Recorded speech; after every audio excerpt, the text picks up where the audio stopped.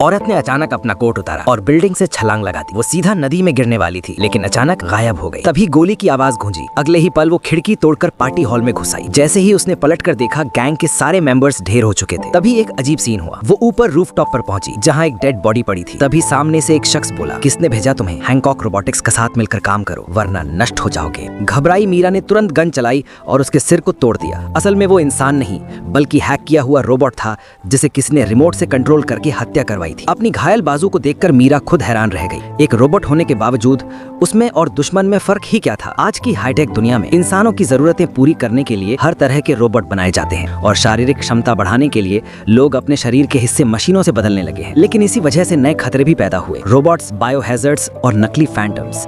अब इंसानों से लड़ाई तो मुश्किल थी ही, साथ ही रोबोट क्राइम भी बढ़ता जा रहा था। इसी हालात से निपटने के लिए सरकार ने एक पब्लिक स्पेशल यूनिट बनाई, जिसमें मीरा भी शामिल है। वो सरकार और हैंकॉक रोबोटिक्स की लेटेस्ट जनरेशन क्रिएशन थी। उसके दिमाग को छोड़कर पूरा शरीर मैकेनिकल था, यानी उसके पास इंसानी आत्मा थी, लेकिन ताकत रोबोट जैसी। मगर उसकी सबसे बड़ी उलझन यही थी कि उसके पुराने सारे यादें मिटा दी गई थी। उसे अपना अतीत याद ही नहीं था। यही वजह थी कि वो अपराध स्थल पर बेहोश मिलती थी। मुख्यालय लौटने पर मंत्री ने चौंकाने वाली खबर दी। पिछली रात का शिकार कोई और नहीं, बल्कि हैंकॉक रोबोटिक्स का हेड था। और उसके तुरंत बाद कंपनी की लैब के 3 वैज्ञानिक भी कत्ल कर दिए गए। उनके इलेक्ट्रॉनिक ब्रेन्स पूरी तरह हैक हो गईं और कातिल ने हर जगह वही मैसेज छोड़ा, 90।